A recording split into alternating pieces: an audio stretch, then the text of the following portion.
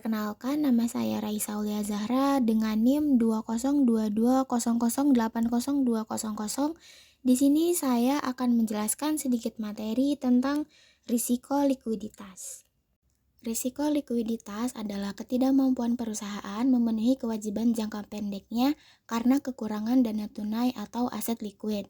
Hal ini juga diatur dalam PBI nomor 11/25/2009 yang menegaskan risiko ini muncul ketika kewajiban jatuh tempo tidak dapat dipenuhi tanpa mengganggu operasional.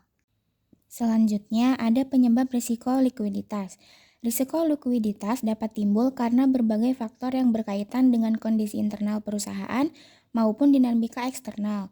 Beberapa penyebab utama meliputi 1. Ketergantungan pada pendanaan jangka pendek, 2. Pengelolaan arus kas yang tidak efektif, 3. Perubahan kondisi pasar, 4. Kewajiban jangka pendek yang tinggi, dan yang kelima, ketidakmampuan mengonversi aset menjadi uang tunai. Selanjutnya, ada cara mengukur risiko likuiditas. Pengelolaan risiko likuiditas memerlukan langkah awal berupa pengukuran yang akurat. Beberapa metode utama yang digunakan adalah yang pertama ada rasio likuiditas, yang kedua ada forecast arus kas, yang ketiga ada pengujian stres, yang keempat ada analisis rasio utang, dan yang terakhir yang kelima yaitu pemantauan kondisi pasar. Selanjutnya yaitu cara mengatasi risiko likuiditas. Untuk mengelola dan memitigasi risiko likuiditas, perusahaan harus mengadopsi strategi yang terencana.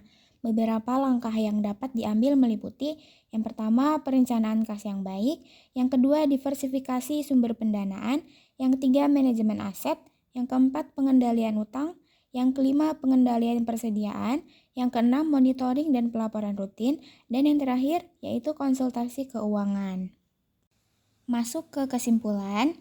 Untuk kesimpulannya yaitu risiko likuiditas merupakan tantangan signifikan yang dapat mempengaruhi stabilitas keuangan perusahaan, di mana ketidakmampuan mengelola likuiditas dapat memaksa perusahaan menjual aset murah atau mengambil utang mahal. Untuk mengatasi hal ini, perusahaan perlu melakukan diversifikasi pendanaan, manajemen aset, perencanaan arus kas, dan pengendalian utang dengan bijak.